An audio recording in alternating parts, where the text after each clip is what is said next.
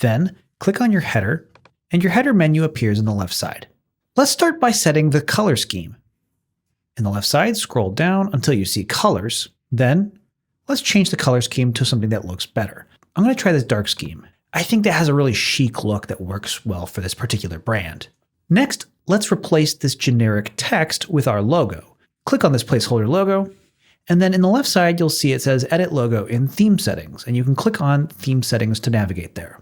Now, here you can add a default logo and an inverse logo. It says here, use an inverse logo when transparent header background is set to inverse. And basically what this means is you want your default logo to look good on your bar here when it appears like it does right now.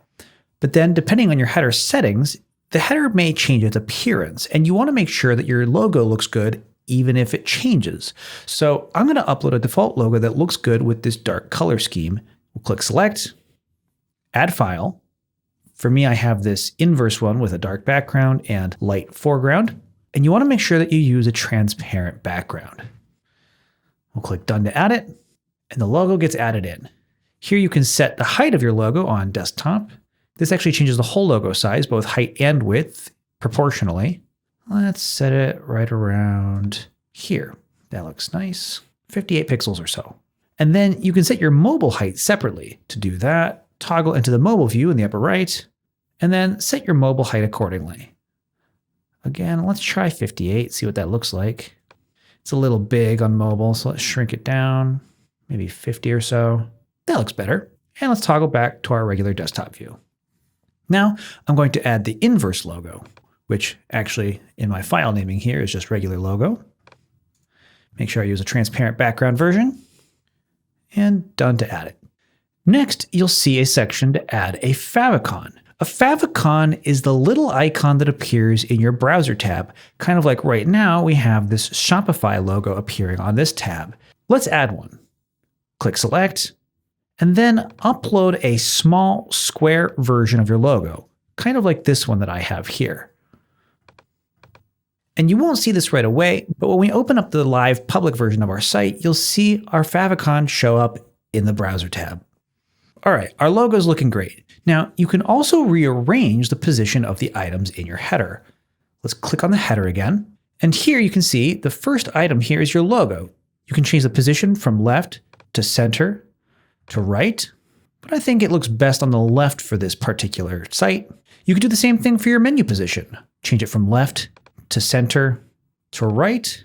And in my case here, I actually really like the way it looks with the logo on the left and the menu on the right, so I'll keep that. Let's scroll down the header settings to see more options. Specifically, I want to show you sticky header. Now, what does that mean? A sticky header is a header that sticks to the top of your page as you scroll through it. So if I deactivate the inspector here, we can start to see what this behavior looks like. This is a sticky header. As you scroll, it stays at the top of the page, so people who are on your site can always access it. This is the always mode. Now you can also add it on scroll up. So basically, as you scroll down the page, the header disappears, but then if people start to scroll back up, presumably to look for the menu, it appears again. You can also disable this entirely, and then the header only appears at the very top of the actual page. I like to keep the header accessible, so I'm going to set my sticky header to on scroll up. Next, let's scroll down the settings and look at these other options that are available to us. One setting I really like is the homepage section's transparent background toggle. If you toggle this on, and you've got the inverse and default logo set, as well as the sticky header on scroll up behavior for your header, it gets this cool effect where the header itself is transparent on the hero, but then you hover over it and it becomes dark. Same thing as if you scroll down and then you scroll back up. Look at that. It turns dark. I think this is a really cool modern effect, and it really makes your site look polished. It especially looks good with this full page hero image. It makes it so that your header and your logo adapt to wherever your viewer is on the page.